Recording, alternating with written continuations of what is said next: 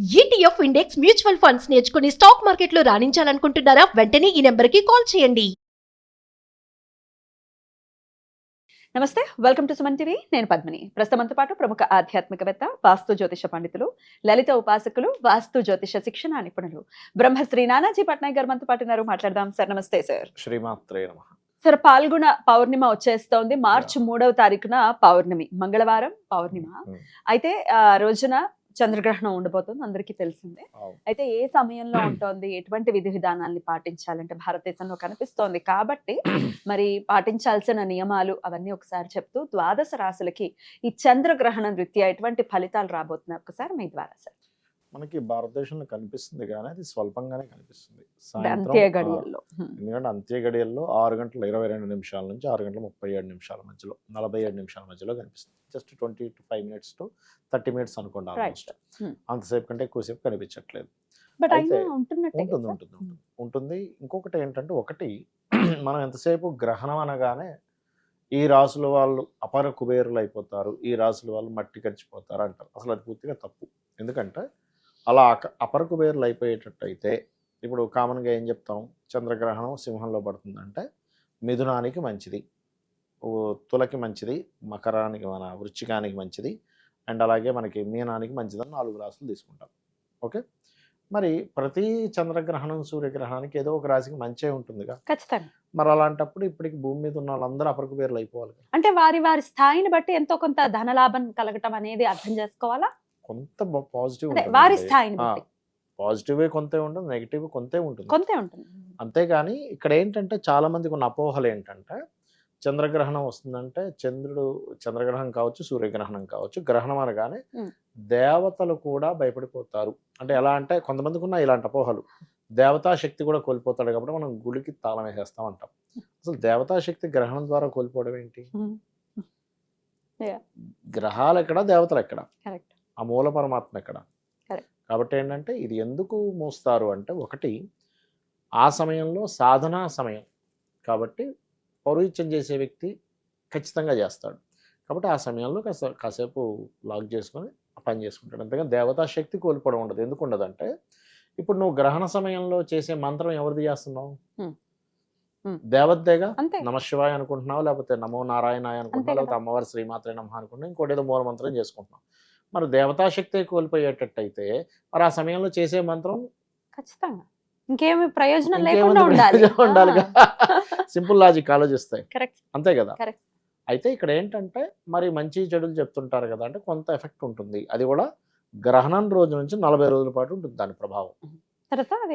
దాని తర్వాత ఇప్పుడు 3వ తేదీ గ్రహణం వస్తుంది సాయంత్రం పూట అనుకుంటే, సరిగ్గా 3 నుంచి నెక్స్ట్ మంత్ 3కి ఒక నెల అవుతా, అక్కడ నుంచి ఇంకో 10 రోజులు అంటే 13వ తేదీ అంటే ఆల్మోస్ట్ మనకి ఏప్రిల్ 13, 14 తేదీ వరకు దీని ప్రభావం ఉంటుంది.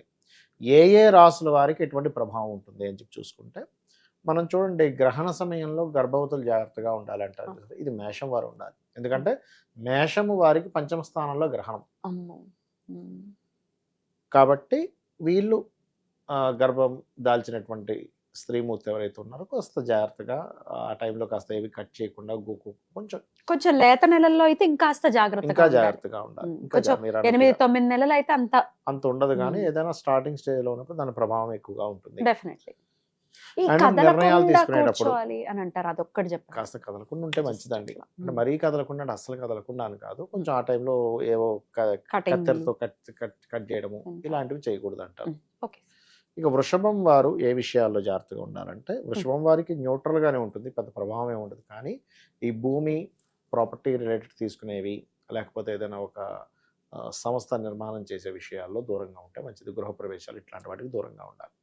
మిథునం వారికి 3లో గ్రహణం మంచిదే, దేనికి కార్య సాధనకు మంచిది. అంటే మనం ఏదైనా ఒక ప్రయత్నం చేస్తున్నాము, 3లో గ్రహణం పట్టడం మంచిది. అంతేగాని వెంటనే ఒకటేసారి 1000 కోట్లు కలిసి వచ్చేసేవు అంటే ఈ అపోహల్లో ఉండదని చెప్తున్నాను నేను. ఓకే, అలాగే కర్కాటకం వారికి గ్రహణ ప్రభావం ఉంటుంది, 2వ స్థానంలో ఉంది కాబట్టి కుటుంబ, మానసిక, ధన సంబంధించిన విషయాల్లో జాగ్రత్తగా ఉండాలి. అండ్ సింహం వారికి ఏమిటి అంటే, రాశిలోనే పడుతుంది కాబట్టి వీరు కొంచెం ఆధ్యాత్మిక చింతన విషయంలోని కొంచెం రాంగ్ దీనిలోకి వెళ్ళిపోతారు ఒక్కోసారి. లేదా ఒక్కోసారి ఏదైనా చూడండి, మనం మెడిటేషన్స్ చేయడం ఎక్కువ చేస్తుండాలి. కొన్నిసార్లు తెలియని ఒక ఏమంటారు చూడండి, మనకి తెలియకుండానే ఒక డిప్రెస్లోకి వెళ్ళిపోతుంటాం చంద్రకేతువులు రాశిలో ఉన్నందుకు.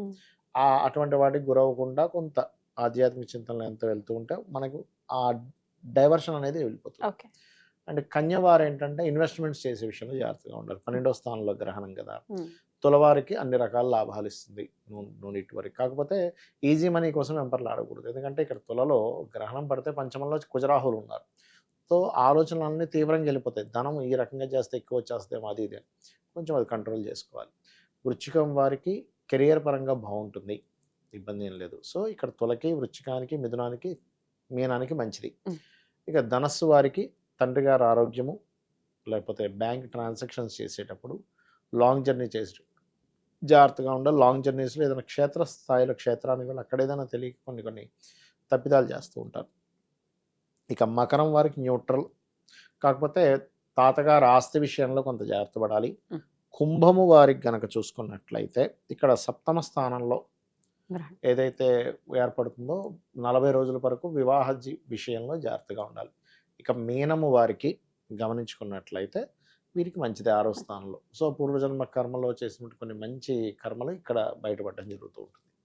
ఇది అయితే ఈ గ్రహణం ఎవరికైతే ఉందో ముఖ్యంగా సింహము, కర్కాటకము, కన్య అండ్ మకర, వృషభ, ధనస్సు, మేష, కర్కాటకము, సింహము, కన్య, ధనస్సు, మేష రాశి వాళ్ళకి గ్రహణ ప్రభావం ఉంటుంది. కాబట్టి వీరు బియ్యము, ఉలవలు, నువ్వులు, మినుములు, గోధుమలు ఈ 5 రకాల దానాలు ఇచ్చుకుంటూ, దీంతో పాటు వీరు రవిచంద్ర ప్రతిమలు, నాగ ప్రతిమలు చిన్న ఉంటాయి మనకి.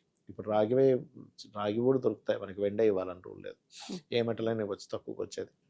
అండ్ దీంతోపాటు దక్షిణ ఇవి ఇచ్చినట్లయితే వీళ్ళకి ఈ దోషం పోతుంది. కొంతమందికి ఎలా ఉంటుందంటే వీళ్ళ పిల్లలు ఎక్కడో విదేశాల్లో ఉంటారు, వాళ్ళ పేరు మీద తల్లిదండ్రులు ఇవ్వచ్చు, ఇక్కడ వాళ్ళే ఇవ్వాలని రూల్ ఏమీ లేదు. ఏజ్ పిల్లల మీద ఇది ఒకవేళ కర్కాటక రాశి పిల్లలు ఉన్నారనుకోండి, ఏజ్ పిల్లల మీదకి ఈ ప్రభావం ఉంటుంది.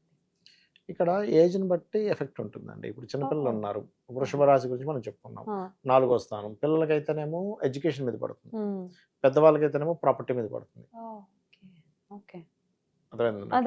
ఏజ్ని బట్టి వాళ్ళు చేసే కర్మను బట్టి. అప్పుడు చిన్నపిల్లడికి ప్రాపర్టీ మీద పడాలని రూల్ లేదు. అంతే కదా, ఎగ్జామ్స్ వస్తున్నాయి కదా సార్ నెక్స్ట్ మార్చ్. అందుకని వృషభం వారు ఎగ్జామ్స్ విషయంలో, పిల్లలు చదువు విషయంలో జాగ్రత్తగా ఉంటారు. వృషభం వారు బాగున్న రాశులకైతే ఆ రాశిలో ఉన్న పిల్లలకి ఇబ్బంది లేదు, ఎగ్జామ్స్ బాగా చక్కగా వెళ్ళిపోతుంది. రైట్ సార్, చాలా బ్యూటిఫుల్ గా ఎక్స్ప్లెయిన్ చేశారు sir. End of the day వచ్చేటటువంటి గ్రహణ అవి రాక మానవు, ఖగోళంలో జరుగుతున్నటువంటి ప్రక్రియ. ఏంటంటే మనం గ్రహణం అనేటువంటిది సాధన చేసుకుని గొప్ప సమయంగా భావించాలి, కానీ అదేదో అయిపోతుంది ఇదేదో అయిపోతుంది దీనికోసం కాదు. మన సనాతన ధర్మం అంతా కూడా సాధన. మనకి ఒకప్పుడు చూడండి, ఈ నారదుడు వీళ్ళందరూ వచ్చి మాట్లాడి వెళ్ళేవాళ్ళు అంటారు. అంటే ఏంటి, అప్పట్లో ఆ సాధనత గొప్పగా ఉండేది. ఇప్పుడు మనం ఎంతసేపు ఉన్నాడో లేడో అనేటువంటి కన్ఫ్యూజన్ లో ఉన్నాం, కానీ సాధన చేస్తే దేవతలు వచ్చి మాట్లాడి కూడా వెళ్తారు. తులసిదాస్ గారు కనపడలా పరివారంతో సహా, ఎంతమందికి శివాజీ గారి ఖడ్గం చాలా చక్కగా తెలియజేశారు సార్. కృతజ్ఞతలు. నమస్కారం సార్. శ్రీమాత్రే నమః.